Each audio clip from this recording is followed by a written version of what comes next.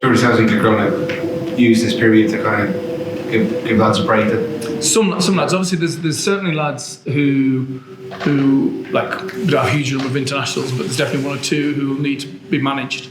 But also, we've got a group of players who we've had a pretty extensive injury list over the last 3 or 4 weeks, which is going to ease in the next week.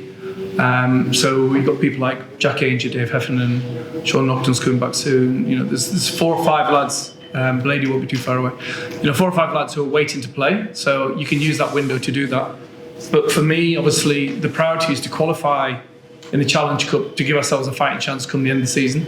But the real aim is to come in the top 8. And you see the league now. There's definitely a split, isn't there? There's like a top 6. And I think there's going to be a hell of a scrap for 7 and 8, and we want to be in that scrap. So the Leinster game, the Zebra game are huge games for us now. We play Glasgow in the Six Nations, which minus their internationals. We play Scarlets in the Six Nations, minus their internationals.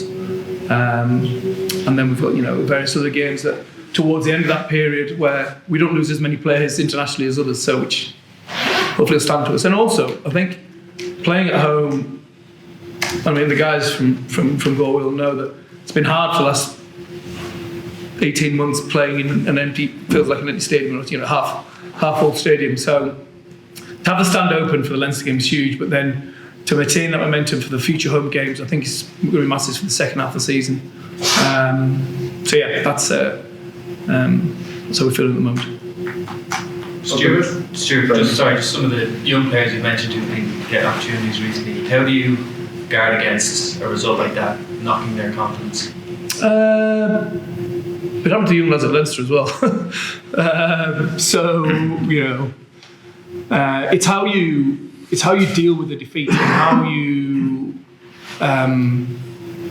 give them solutions to the problem.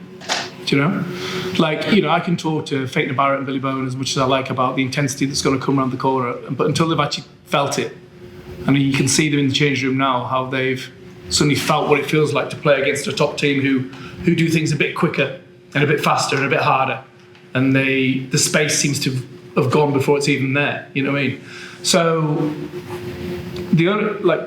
for me, Connacht have got a great group of young players coming through. We've got to have the confidence to give them opportunities to play. If we don't, then we're storing up trouble further down the line. And obviously, my challenge is to win in the here and now and build for the future at the same time. And I'm trying to put strong foundations in place with the way we train, with the young players. But we obviously recognise as well we need a strong senior group to help them through, and that's what Leinster do really well. They bring a few lads in the bottom end and a couple of lads drop out the top end. And I think if you look at the cycle of where our squad is, that's an example of what will happen at the end of the season. Because we need to bring some of the young players through, which means we ideally need to bring more quality in, and in some ways reduce the size of the squad at the moment because it's actually trust the young players more. So that's the goal, and because I've come from Leinster and I know it's a model that works.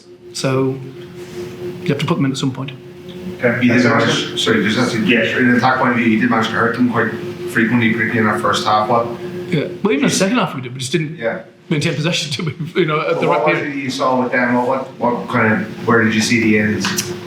Well, obviously against the rush defence, you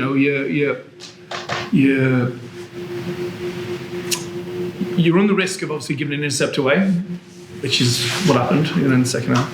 But if you get your actions right and your detail right and your changes of direction, then you can hurt it as well. And I thought we did that enough in the first half.